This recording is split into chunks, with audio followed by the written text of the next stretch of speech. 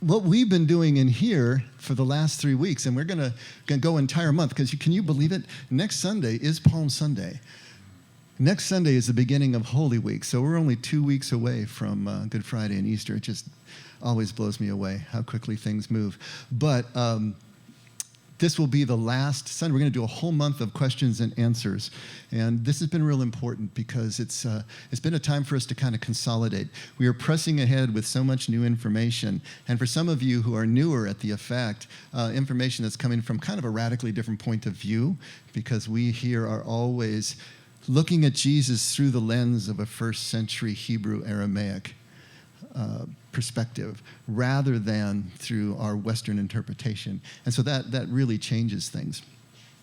But we are going to continue that today, because all that dust that was kicked up from the bottom of the aquarium was what we've been dealing with over the last few weeks. Just answering questions that you have, but with the caveat, okay, with the disclaimer that this is not the Bible answer man. This isn't just me giving you monolithic and quote-unquote true or right answers. Because in spiritual things, it doesn't work that way. In spiritual things, there's always a matter of uncertainty. In spiritual things, there are things we just can't know. We need to learn to live with paradox.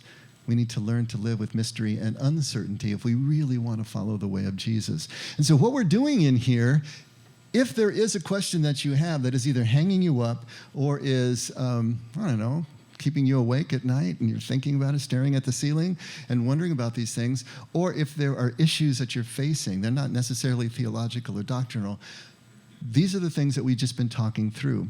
And it's kind of like, in Pirates of the Caribbean when they were talking about the pirate code, and it's not really a code, it's more of a guideline, right? So what I am giving out here is another way of looking at the issue.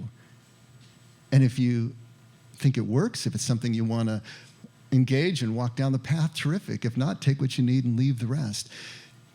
As we've said so many times, it's up to us to create our own personal theology. And if that sounds in itself heretical to you, at least understand that any theology that you have received from your upbringing, from the church at large, from your Bible study, whatever it happens to be, until it's made personal, it's not going to change anything in your life.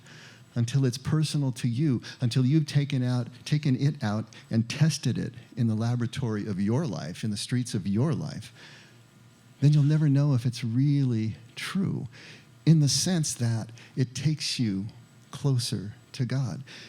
It makes you more able to do those two essential things: accept life on life's terms, the good, the bad, and the ugly, and live with hope and gratitude. If we can't do those two things, then we can't be emotionally regulated, for a starter. We can't just do the basic relational things in life that are required of mature human beings.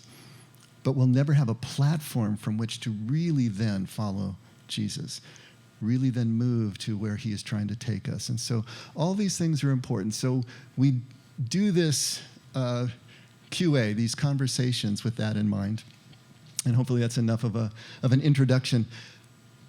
I had so many questions that were given to me on paper, that were texted in and were emailed in, or just, over the shoulder in the parking lot, that kind of thing. I didn't even get to those last week. So I want to start with those this week. And I said that we're probably going to split questions and answers with a little bit of talk about Lent. I don't know how much time we're going to have for Lent, because there's a lot here and it goes pretty deep, but that's okay. We maybe just mention Lent at the end and try to put that into a context for us and for our time. But I want to try to get to these because they're really good. And if there are, as I'm going through these, if there are just follow-up kind of questions that pop into your mind, go ahead and yell those out, because that'll be good for us to kind of look at all facets of this as we go through. Because this is deep stuff. This is stuff that goes right to the heart of our lives. So here we go. Here's one that I've been holding for 2 weeks now. How can we go through Jesus to get to God when we have never been exposed to him as a person walking on the face of this earth, but only through pictures and taught by ministers? Ever wondered that one before? Was God being selfish when Jesus was resurrected and he took him to heaven? I was taught that God needed him. We need him here, all caps, on earth. He wants us to have a better life, doesn't he? Here we can only pray, not really knowing if God is getting our prayers. These questions I have arose when I lost my husband of 46 years and was left alone without any sense of direction or purpose. And my question to God was, why? How could you take him from me when he was the most amazing person ever? I was angry with him, but I still prayed and prayed, but to no avail, with no answers or improvement. I still pray, but this is not what I was taught every Sunday at church growing up. I'm sorry. I'm not down on Jesus or God. I just need answers to my confusion. And a miracle on 34th Street would be a plus. Where is God now? And why isn't he helping us and protecting us? Get the context of that? Have you ever felt this way? Come on. Of course you did. We all do at times. Maybe you still are right now. There are several questions embedded in this, and there's a complex question embedded in this. Listen, I want to break this down and just take it a piece at a time because there's so much here. How can we go through Jesus to get to God when we've never been exposed to him as a person walking on the face of this earth, but only through pictures and taught by ministers? Yeah, you got to watch those ministers, Have you ever thought, because I certainly have, if I could just get one good burning bush, I'd have it all figured out? I mean, ever thought, man, doesn't it seem like the characters of Scripture have a leg up on us? I mean, they got the burning bushes. They got the theophanies. They got God speaking to them, walking down the street with them, talking to them. They had Jesus for 3.5 years or whatever it was that they got to actually ask him questions and hug his neck. I mean, how in the world can any of us compete with that? That's the thought that we always have. Somehow they had an advantage. That way we can be excused for our little bit of faith because we haven't had all those pluses that they've had. But I want you to consider this. Through all those years that the disciples followed Jesus, even when he went to the cross, they still didn't get him. They didn't understand what he was about. They were still jockeying for position during Holy Week. Two of the brothers had their mother go to Jesus and lobby for them to be able to sit on his right hand and his left hand when he came into power. They didn't get it at all. They were still operating on the culture of their time, which expected the Mashiach, the Messiah, to come as a warrior king, blow the Romans out, reestablish Israel as a sovereign nation. That's what they were still looking for. And they were so excited because these nobodies, these guys who lived on the back of beyond, who were never, ever really considered by anyone in power, suddenly were going to have the opportunity to have a seat at the table, to be able to exercise power themselves. This is what they understood. At the Last Supper, you have Thomas saying, we don't know where you're going. We don't know the way. Show us the way. And he has to say, I am the way. You've seen me. Philip says, show us the Father. That'll be enough for us. In other words, show us a burning bush. Even with Jesus there, they still wanted a burning bush. Jesus said, Philip, how long have you been with me? You still don't get it? After the crucifixion, they're in sheer terror. And they run up and they hide. They're hiding from the Jews. They're hiding from the Romans. They're living in terror. It's only the women that have any, courage to them as they go to the grave, and then they come back and report what they've seen, and then of course the men don't believe them. They didn't get it. It wasn't until Pentecost that you see them actually turn. But here's the issue. In that period, they only had Jesus for a certain amount of time. And even after Jesus appears to them, forgot about that part, they don't recognize him. Nobody recognizes him. They can't believe their eyes. They can't get their mind around the fact that Jesus is still present to them. And there's this period of darkness, and you have to imagine how deep that darkness must have been when all their hopes were pinned on Jesus to come back up the other side. And even Moses himself, who got the burning bush, he argued with God. I don't want to do what you're telling me. I got a speech impediment, man. I can't do this that you're asking me. Find somebody else. Somehow we think that they had a leg up, but they didn't. Humans are humans, and faith is faith. There is no certainty in spiritual matters. We wish there were. We imagine that there were. We read Scripture and we interpret it that way. But the way Scripture is written is still not getting around the fact that humans are humans. They didn't have anything over on us. Not only that, Jesus tells them, it's to your advantage that I go, which is one of the weirdest statements, isn't it?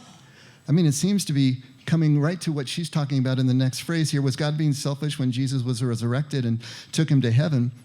I was taught that God needed him, but we need him here on earth. He wants us to have a better life, doesn't he?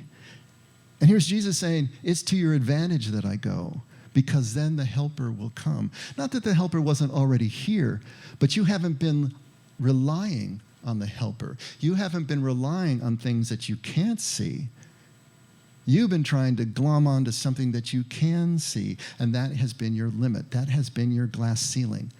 That's as far as you can go. So it's to your advantage that I go away so that you can't see me anymore. So you will find within yourself what you're looking to me to vicariously provide for you. Why didn't Moses get to go into the promised land? Why did he have to die on Mount Nebo before everybody else went in sight of this land after 40 years of being God's faithful servant? Why? Because he tapped too many times on a rock for water? That's not the whole point. The whole point is the same thing we're talking about here. The people had glommed onto Moses as their leader. They were clinging to Moses for their support. He needed to be taken out so they could find their own way of dealing both individually and as a nation with the relationship with God. And Moses was now in the way. Jesus was now in the way. There is something about us not being able to see. What did Jesus say? Blessed are those who have not seen and yet believed. And that really is the condition of every single one of us. And so we need to understand that. They didn't have a leg up. We are experiencing the same difficulties that they experienced, even relatively different as the scriptures may be seen. And here we can only pray, not really knowing if God is getting our prayers. And that's true. When prayers are made of words, when we are speaking them out, when we are thinking them out, and we're looking for some sort of answer, or if it's a petitionary prayer and we're looking for some sort of response, we're looking for something to be fixed, someone to be healed, whatever we're looking for, it seems like we're just speaking into the void. But Jesus is working so hard with us to get us to graduate from earlier levels and to move up to more advanced stages of spirituality. He does this with the law. He says, you think that you're all right because you're following this law to the letter, putting that legal fig leaf on and everything is good. But I'm here to tell you that until this law becomes a part of who you are, until it's embedded in your heart, written on your heart, as Deuteronomy puts it, then you'll never understand what's really going on here.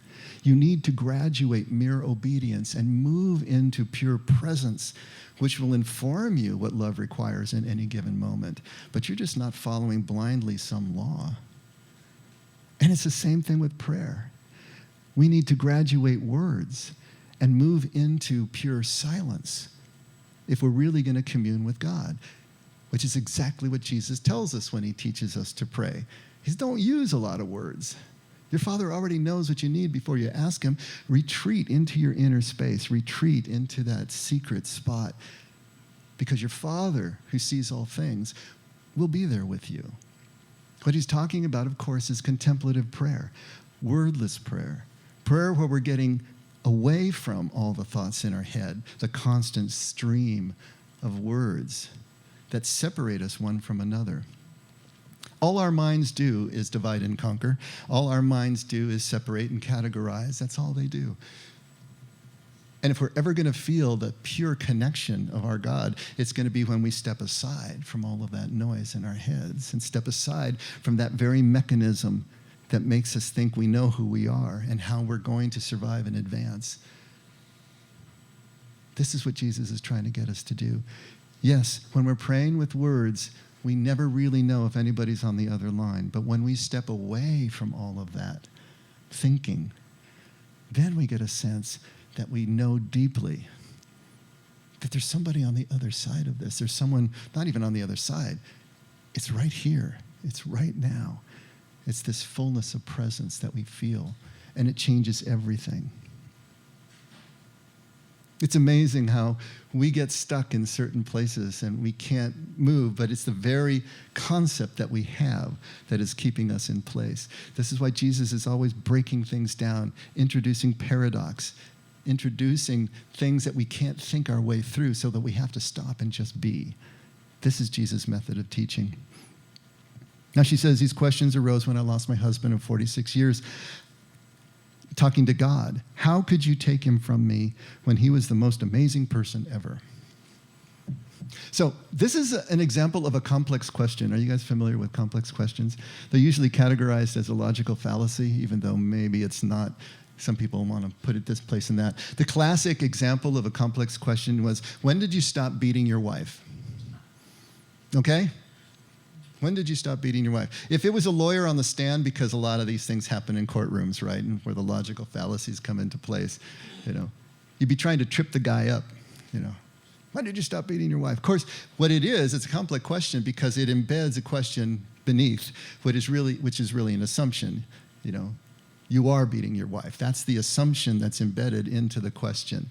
So when she asked this question, how could you take him from me when he was the most amazing person ever? There is that assumption that he did take him from her. And the question is that the way really God works? And this is something that we go around the block over and over again. We were just having a conversation on Wednesday night. Does God orchestrate every event of our lives? Are there coincidences, or is there a reason and a purpose for everything that happens? This is a basic question about what is our relationship with the unseen in life. What's our relationship with life itself? I mean, as we live more and more and get older and older, we have seen the parade of tears, right? What's that song, Dr. My Eyes? Seen the parade of tears. We've seen all of this stuff that's gone through in our life, and some of it just seems so arbitrary and meaningless. Deaths that we've experienced, especially sudden ones or violent ones. How do we make any meaning of that? What does it mean? And so you can take a look at it as if God is the master puppeteer behind the scenes, pulling the strings of everything that happens, taking people when he needs them or wants them out of the picture. And we imagine that there has to be some kind of purpose in that, because otherwise why would God do these things? But we're also assuming that he does do these things. If we assume that God is making things difficult for us, giving us difficulties in order to teach us something, in order to chastise us for something, in order to grow us up or discipline us, or whatever we think that might be happening in that realm, it's one thing when you don't get the job or the parking spot you want, right? What happens when your child dies? Especially if your child dies in a pool and it was only 2 years old, like a family that I was counseling not too long ago. How do you square that? How do you understand that God took this child from you for whatever reason it may be? Like she said earlier, because God needed Jesus, he took him away from us, but we need him here. God took my child for what? What possible reason, what possible purpose could justify that? So for me, and now I'm speaking strictly for myself, I had to deal with that. 30 years ago, when I was coming into this path, these are the kind of questions I was asking myself. How do I deal with this? Because I was watching people in our church praying for healing. And I remember this one instance where I was sure this woman was going to be healed. She was a missionary. She had cancer. She had 3 small children. They were doing everything right. I was in awe of missionaries and what they were doing in Eastern Europe. And the whole entire church was praying for her. They brought her back from Europe to be here with the doctors. She had cancer, as I said, and I was just so sure she was going to be healed, and within, 3 months, she was gone. What do you do with that?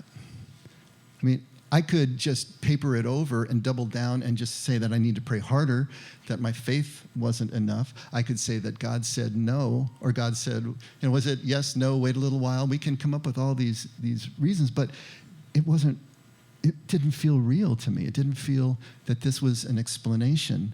And as I spent more time in the church, all the things that we prayed for, I never saw them rise above the law of averages.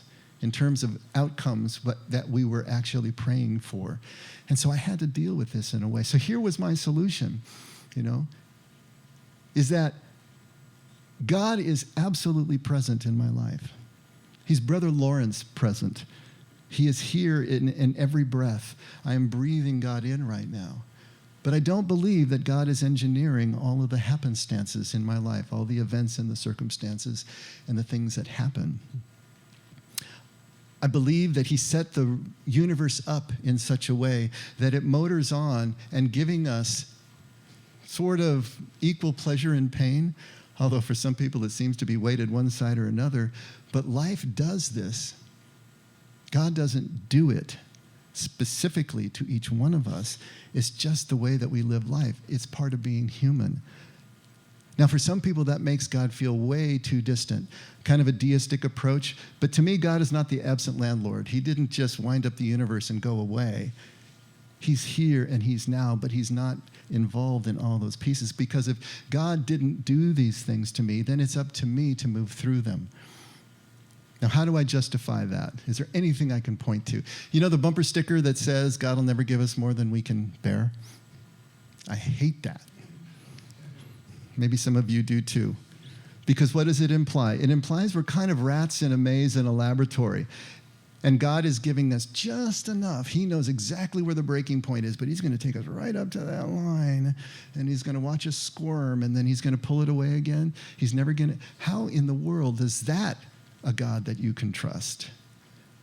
And remember, Jesus made the analogy between us as parents, Bisha parents, immature, unripe, evil, bad parents, and God, when he said, hey, if you who are evil, you who are Bisha, you who are unripe, immature, not ready for prime time, know how to give good things to your children, how much more will your Father in heaven give good things to his children who ask? He set up the analogy. If these are things that we wouldn't even do to our worst enemy, to our children, why do we assume that God would do them to us?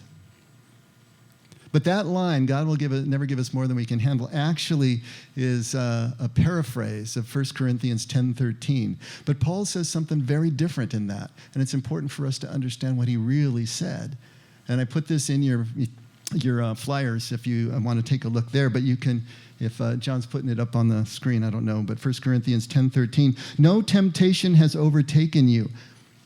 That word temptation can be a trial. It can be a challenge. It doesn't have to be the sense of a temptation the way we normally think of that. It can be a trauma. It can be a death. It can be anything that challenges us, tries us, brings us to our knees, takes us to a limit situation where we come to the limit of what we can control and what we can conceptualize. No trial, temptation, challenge has overtaken you, but such as is common to man. And God is faithful, who will not allow you to be tempted beyond what you are able, but with the temptation will provide the way of escape also, so that you will be able to endure it. Do you hear how different that is? First of all, the things that we have to deal with, the things that are presented to us in life, are just what are common to all humankind. It's what happens in life. People get sick. People die. Fences aren't high enough, and kids climb over and fall into pools. Dogs get hit by cars. I mean, these things happen. Are they simple coincidences? Well, I suppose you could call them that. I leave room for coincidence in my life, but they are things that happen. God isn't orchestrating them. They're part of life as it is being lived here in the physical world. But God is faithful.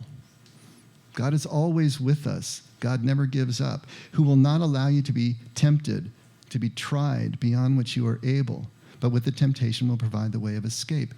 Here's the thing, the way it's written, it looks like God is the actor. That's a Hebraic way of talking, because God is sovereign and everything happens because God willed it, because nothing can happen without God willing it, and nothing can happen against God's will. So you get that?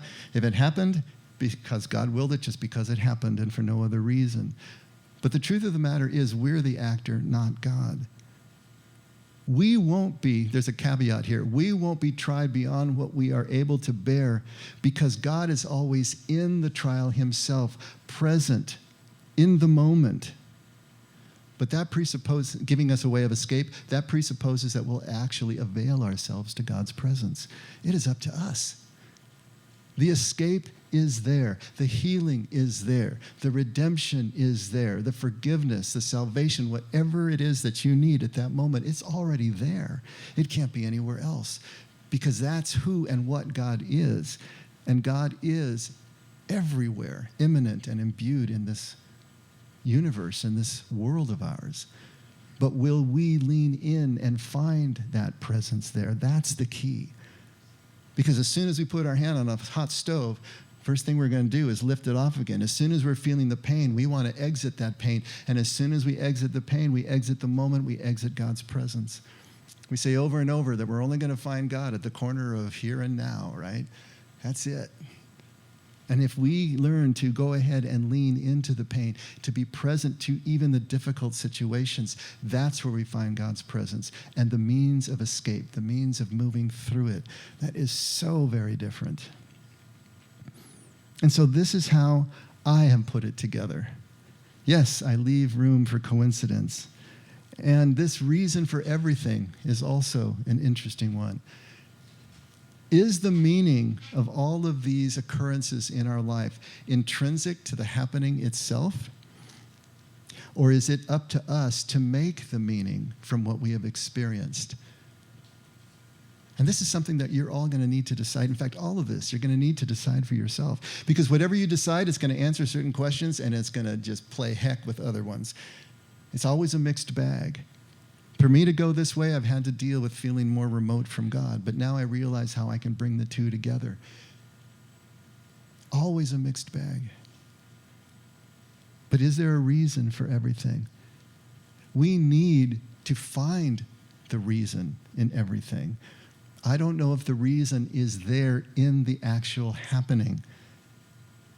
But as we move through it, as we connect with God's Spirit, as we work through it, we will find the reason that will grow us up further, that'll open us up to more compassion, to more connection, to more love. We will be more mature, more Taba people as we go through these, as we make the meaning, find the meaning in it for us. Two people may experience the same thing and come up with different meaning. That's okay. We are always trying to look for something outside of ourselves when Jesus keeps emphatically telling us it's inside ourselves. He is here about kingdom. Everything to him is connected and umbrellaed with kingdom.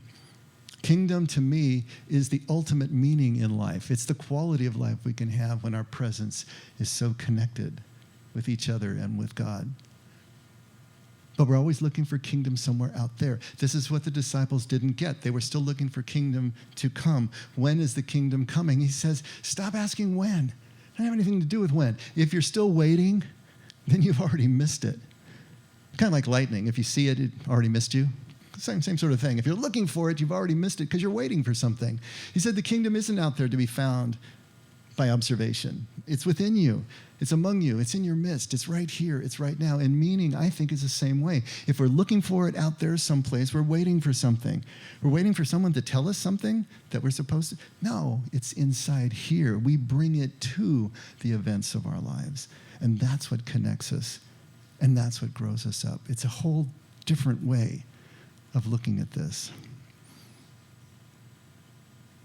How's that sound? I did a lot of talking there, didn't I?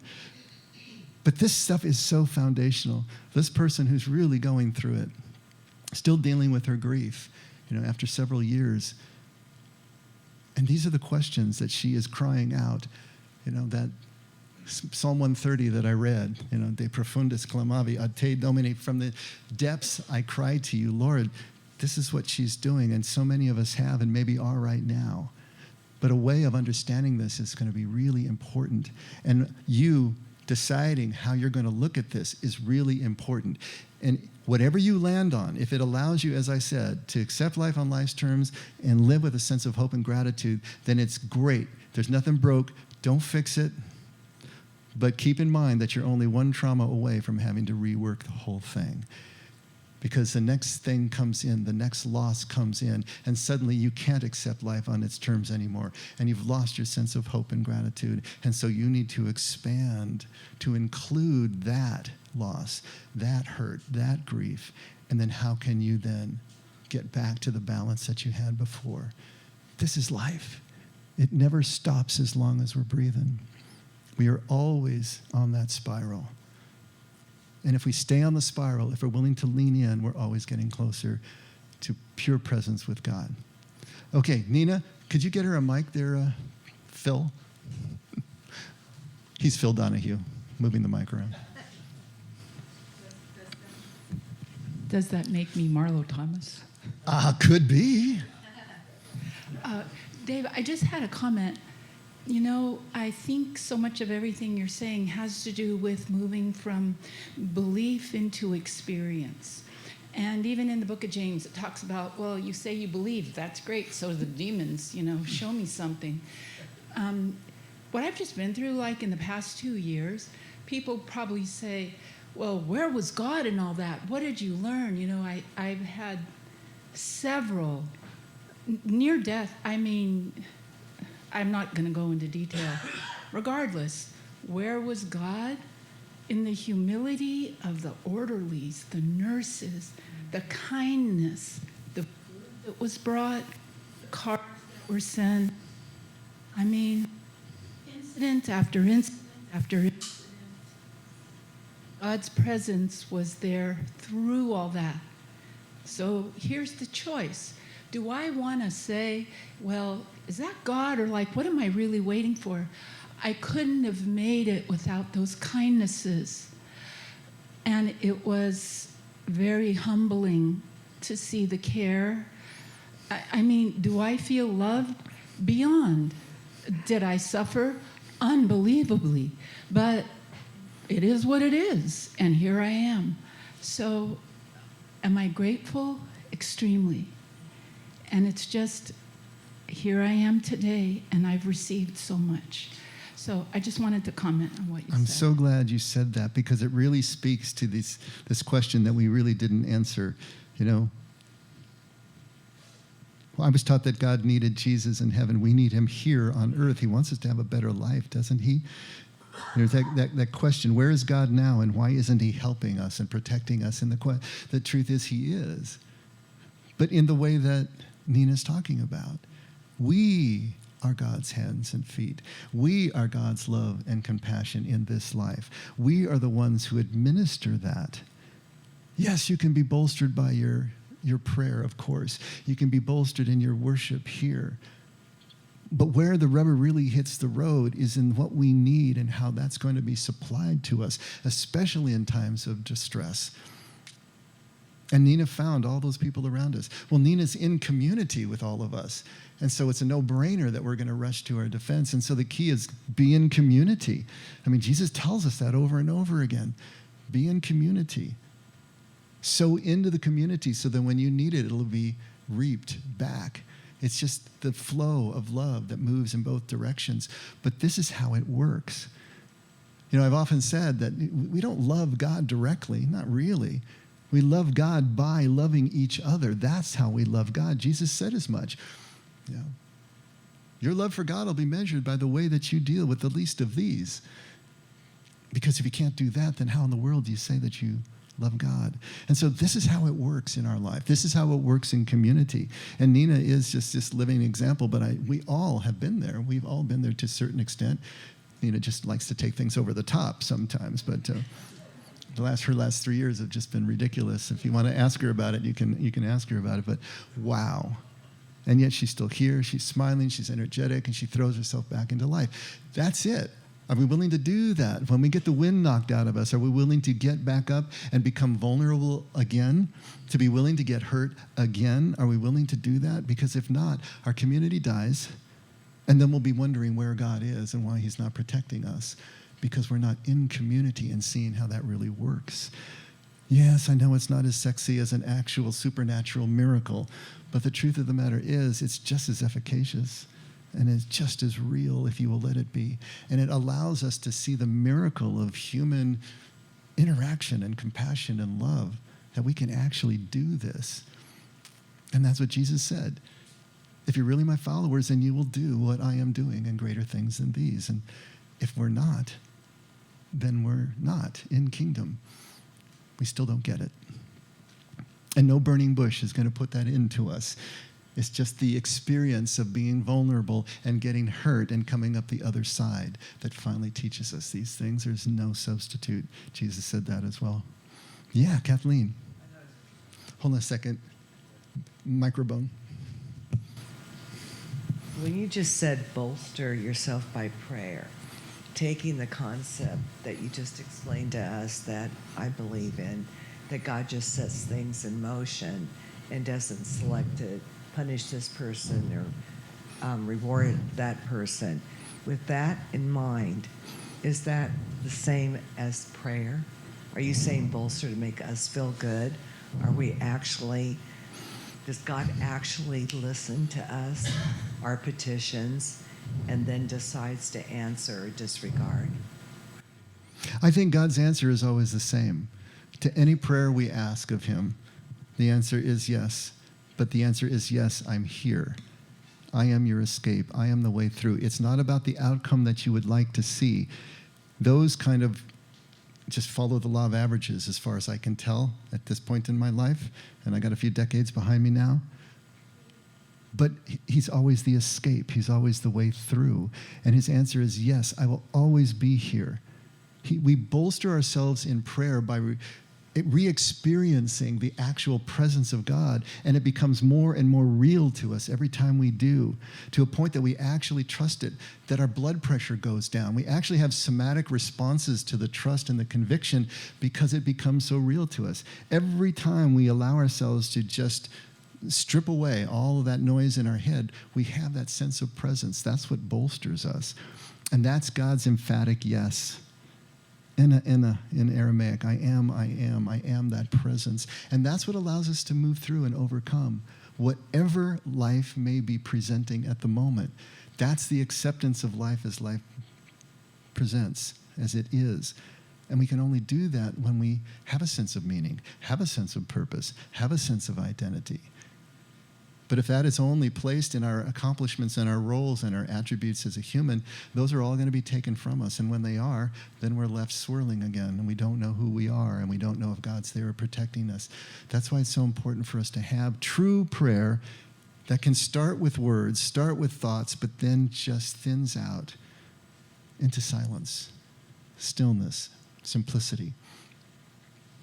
That's it. That's how I see it, you know. That God is not the fixer of our circumstances. God is the strength, the wind beneath our wings that allows us to move through our circumstances, whatever they are. Now, I'll grant you that I have seen what looked like absolute miraculous healings.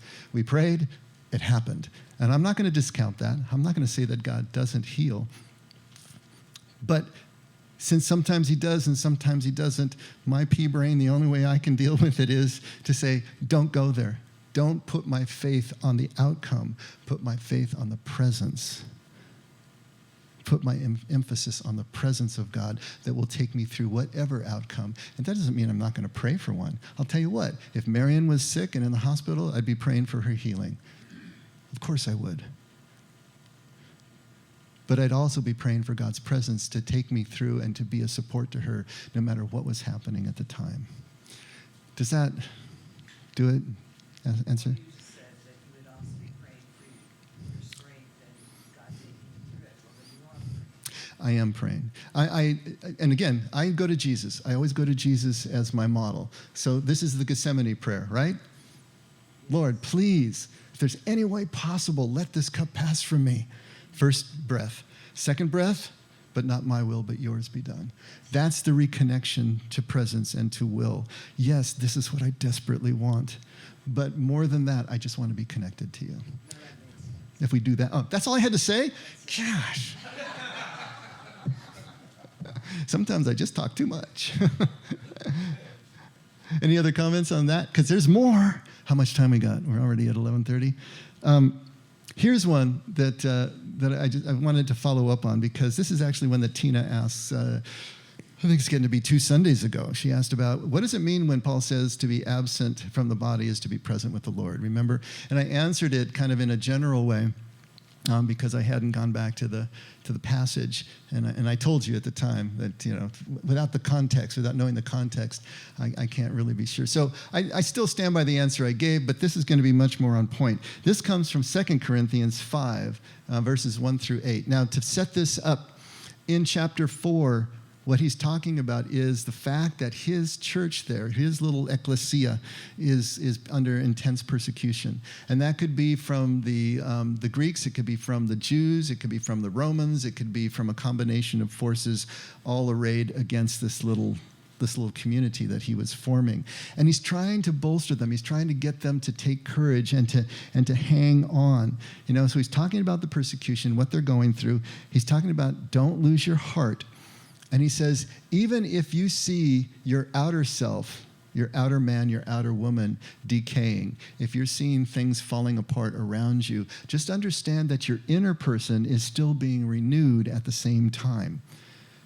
Our tendency, he says, is to focus on the things that we see, but those are temporal. Those are going to pass away. And he tells them you need to focus on the things that are unseen because they are eternal. So, what would you say if someone is being persecuted, but you want them to maintain their faith and maintain their direction, even in the face of this withering fire, whatever it happens to be? Focus interiorly. Okay, so he's saying that right up to the end of chapter 4. So at the beginning of chapter 5, he says, "For we know that if the earthly tent, which is our house, is torn down, we have a building from God, a house not made with hands, eternal in the heavens." So he's setting up a metaphor. Paul loves metaphors. Always got a metaphor for every occasion, right? So the earthly tent, of course, is our human bodies. This is what we're inhabiting right now. And if that earthly tent, which is our house right here and now, is torn down, in other words, if we have to die, we have a building from God, a house not made with hands, eternal in the heavens. This is the house that Jesus talks about when he says, I go to my Father's house. There's many mansions there, and I'm going to build one for you. Now, that's an allusion to the Jewish wedding feast, of course, where the groom would leave after the betrothal and build the house that they were going to live in as an add-on to his father's estate, and then come back and claim his bride. So they understood that kind of allusion maybe a little better than we do. But there's also this idea that maybe there's going to be some sort of spiritual body that we are going to have in place of the present physical one that we have now. Could be that as well. For indeed, in this house, in this body, in this physical world, we groan, longing to be clothed with our dwelling from heaven, longing for that new, whatever it happens to be, right? That new body, that new spiritual dwelling place. Inasmuch as we, having put it on, will not be found naked. For indeed, while we are in this tent, we groan, being burdened, because we do not want to be unclothed, but to be clothed, so that what is mortal will be swallowed up in life. Okay, now that's a difficult one in this very kind of literal translation. But what he's talking about here is while we are here in our earthly bodies, we're burdened, we're suffering. It's painful. All kinds of bad things are happening. But we don't want to be unclothed. In other words, we really don't want to die. That still scares us, right? And so we've got this dichotomy. We're in pain, we're miserable, all these things are arrayed against us. We still don't want to die. We want to be clothed, right? So that what is mortal will be swallowed up in life. In other words, we want to have this spiritual body which will transcend the physical body. So what he's basically saying is that old saying that everybody wants to go to heaven, but nobody wants to die. It's kind of like that, what he's talking about here. That's the paradox we're in. That's the dichotomy. That's the horns of the contradiction. But, he says, now he, God, who prepared us for this very purpose. That's why we're here. To live and die and to learn in that process, something that apparently we can't learn any other way. He who prepared us for this very purpose is God, who gave us the Spirit as a pledge. And the word there literally means a down payment. So he gave us the Spirit as a down payment. He gave us the Spirit as a little taste of this unseen life, of this unseen building, this structure, this new body or clothing that we can have and will have in the next life. The Spirit here is that down payment and that pledge in this life. Therefore, being always of good courage, and knowing that while we are at home in the body, living in this body, we are absent from the Lord. We are not able to see God directly. He remains unseen, intangible, unknown, mysterious, all those things. As long as we are home in this body, we are absent from the Lord, for we walk by faith, not by sight. We are of good courage, though, I say, and prefer rather to be absent from the body and to be at home with the Lord. Therefore, we also have as our ambition, whether at home or absent, to be pleasing to him. So it's a little bit different than the way that it's when it's stripped out, to be absent from the body, to be at home with the Lord. He's saying, no, we would prefer, even though we don't want to die, even though we're afraid of it, even though we're suffering, yes, because we're suffering, we would like to be absent from all this suffering and present to the Lord. And while we're here at home in the body and absent to the Lord, we have to deal with these things in terms of the mystery and the paradox. But through it all, we can have courage because our aim is still the same. Whether we're living or whether we're dead, whether we're at home in the body or at home with the Lord, our goal is still to be pleasing to him in everything we do. And that is never going to change. That's eternal. And we can do that now, here, in this unknowing. We can do that here, now, with unseen Spirit and God. And then we'll do it later, when everything changes in ways we can't even imagine. Make a little more sense now? I hope. Amazing stuff. And this led me right in. I had a counseling session. At the hospital, we had one of the nurses die from cancer, who had been 16 years there at the hospital. And so I was called in to talk to staff as they were dealing with this, because it was so, to them it was sudden, even though she had been fighting it for 3 years. But to them it was very sudden. They just heard about it at the beginning of their shift, and everybody was kind of rocking and reeling. And so I ended up talking to about 5 different staff members there. And one of them, as it came up in the conversation, was that this triggered an intense fear of death in her, which is always a secondary form of grief, right? We're grieving the loss of the person, but then it also transfers onto us, and we start doing an anticipatory grief of our own death. But then, as we were talking about it, she says she's always had this, and she really couldn't pinpoint why. She didn't grow up in a super religious family. They were nominally Christian. They Christian in name, and she believed in God and all that, but she hadn't really done anything in the last 20, 25 years in terms of spiritual formation. But she, as long as she can remember, she had this intense fear of death. And so we talked about that, you know. And of course, one of the things that we all need to answer for ourselves is, who are we? You know, if I ask you who you are, how are you going to answer that question? I asked her that question. She couldn't answer. I had to keep pressing her, and finally she came back with, well, you know, I'm a good person. I'm a smart person. I'm stubborn. You know, I can be irritable and angry. Anyway, she went through with all the attributes that she has, and mostly emotional affects. You know. And I told her that's one of the 3 ways that everybody answers in terms of categories of answers. We answer with the roles we play. I'm a son, I'm a daughter, I'm a father, I'm a mother, whatever I am. We answer with our accomplishments, right? I'm a businessman, I'm a sportsman, I'm a minister, God forbid, whatever, you know, all these things. And then we answer with our attributes, as she did, you know. I'm an angry person, I'm a loyal person, whatever. Because when it comes right down to it, those 3 categories of answers are everything that we can conceive of as being who we are.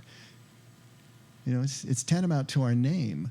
Our name is who we are because of the roles we play and the accomplishments and the attributes that we recognize in ourselves. And so she answered with all those, but here's the deal. If anything can be taken from you, it's not who you really are. And we fear death because at the moment of death, everything that it means to be who you are, everything that it means for you to be yourself as you understand yourself, ends at the headstone. Now, life is going to do a good job of stripping those things away long before you die, often. But death is the ultimate. Anything that you're left clinging to, what do you do then? And if all that stuff is gone, then what's left? Is there anything left? Does anything continue? And if it does, how does it continue? I mean, every single one of us, unless you've been avoiding it this long, has thought these thoughts, right? We all fear that moment when everything it means to be who we are is gone. How do we deal with that?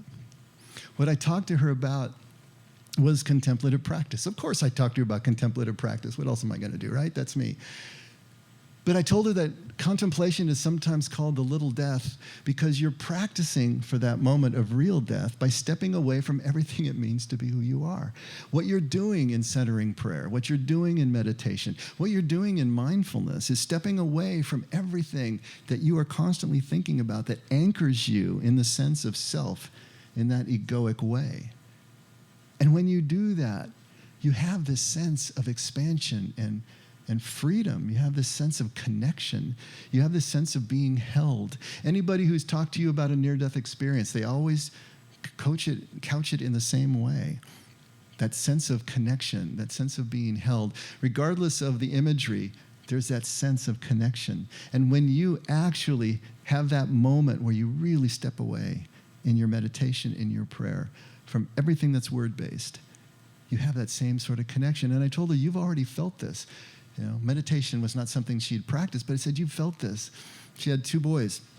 I said, when they put that brand new infant on your chest in the delivery room, and you're looking down and that face is the entire universe, were you thinking about anything? No, there was no words. You were just present. You were just there. And it was an incredibly connective experience. Looking at a sunset that just draws you in and the words just drain away. You have that same experience of just being present, aware without thinking about it, and that sense of connection. Life makes sense at that point. It has meaning, it has purpose. You have a sense of who you are in a way that words can't contain. In your work, in sports, in flow, if Mike Davis were here, is he here? He'd say, you find it on the golf course, you know? Because that's where he enters into that place of flow, where he's present without thinking about it. I said, so you've experienced this. Now here's the irony. We will never feel better, more fulfilled, more meaningful, more purposeful, more identified, more connected, and more loved than when we step away from everything that our head contains. When we completely let go of self, that's when we understand what life is all about, and it is an amazing experience. And yet death, which is the ultimate stepping away of self, is what we fear. But wouldn't it hold that if every time we step away of everything we think it means to ourselves, we have that sense of connection and love, that the same thing is going to happen at death? But it still scares us. But if we can experience this more and more, if it becomes a part of who we are in our lives, this contemplative practice, this practicing stepping away, more and more the conviction builds that somehow everything's going to be okay in ways that we can't imagine. It's going to be okay. And then the trust can come in. Then the anxiety can drop. There's still going to be something left there, I guarantee you, when you come up against it. But it's going to be manageable, and it won't take over your life. Ultimately, yes, we're always going to have a fear of death because we fear the unknown, and we're wired to survive. But as long as that fear does not overtake your ability to be present in your moments, in other words, to live now, it's acceptable. It's just life as a human being. But when that fear starts to completely debilitate you, keep you from being able to live your life now, that's something that needs to be looked at. But contemplation can help, once again. Contemplation can take us there. All right. I had a couple more, but I just can't go there. Sorry, Mike. Mike had one. Well, I'll get to it somehow. I don't know. But just really quickly before we close, this is the 5th Sunday of Lent. So there's only one more Sunday of Lent, next Sunday, which is Palm Sunday, as I mentioned. And so we've got 2 weeks. We've got a fortnight left before Easter. And what I would like to at least encourage you all to do is to see about maybe establishing for yourself quiet time for these next 2 weeks in the mornings, as much as you possibly can. If you can let no more than one day go by where you have some quiet time, where you practice, whatever it is you practice, it's just quiet time, reading, a time of just being still with your cup of coffee in the morning, 20 to 30 minutes, or if you actually do centering prayer or do some sort of meditation, and then try to carry that through your day as mindful presence. What Lent is about typically has been a time of penance and a time of preparation. We've looked at it so much as penance that I know from my Catholic upbringing, it has a real negative context. We are always taking something away that we loved in order to get closer to God or to prepare for God, and suffering in order to prepare for God. But instead of looking at it as a taking away and a negative, looking at it as putting something in as a positive. And what we're putting in are the 4 S's: solitude, silence, stillness, simplicity. Find a way to bring that into your lives over these next 2 weeks as a preparation for these rituals that we have of Good Friday and Easter. And see if you can bring that in. The 40ness of Lent is meant to mirror the 40 days that Jesus spent in the wilderness. That same stripping away, going out into this barren landscape, and then mirroring that inside, taking all that away, stripping down, taking the descent, so that you can experience what's really there at the bottom of the dog pile and connect with that. Get more of a sense of that meaning and purpose and identity. Get a sense of that exhilaration that can sometimes be there, or at least the peace and the contentment when you are just who you really are, that deeper self. And do that day by day. And if you don't know how to put that together, if something that is intriguing but sort of out there, come see me. We'll talk about it. We'll talk about how you can put something together that makes sense for you and is doable for you. But I'm going to try to practice what I preach here, and so I'm going to do the same thing and get prepared for Good Friday and Easter. And I hope that you all can do something, whatever it is, to change the tone, to change the awareness and the perception, get into a quieter space and see what that brings into your life, because it's amazing what it can bring. Okay. Yeah, we got to stop. It's getting late. But I know there's still more questions. Next week we'll be doing Palm Sunday, maybe on the far end of it. If you guys still have more questions, we'll dive back into this. I'll do this till the cows come home, because this stuff is important. This is where the rubber really meets the road. So thank you all for playing along. Father, we are so grateful to be here this morning. Once again, thank you for being the truth itself, being the answer itself that we can only experience, we can't conceptualize. Help us more and more to realize that, so even as we ask questions, we realize that the truth is beneath the words that we are speaking. And help us eventually to let go and just be, so that we can experience what it means to be in connection with you, which is all the truth we're ever going to need or ever going to experience in life, now or then. So thank you for always being there, Lord, and carrying us. Never let us forget we can only love because you loved us first. In Jesus' name, amen. Let's all stand.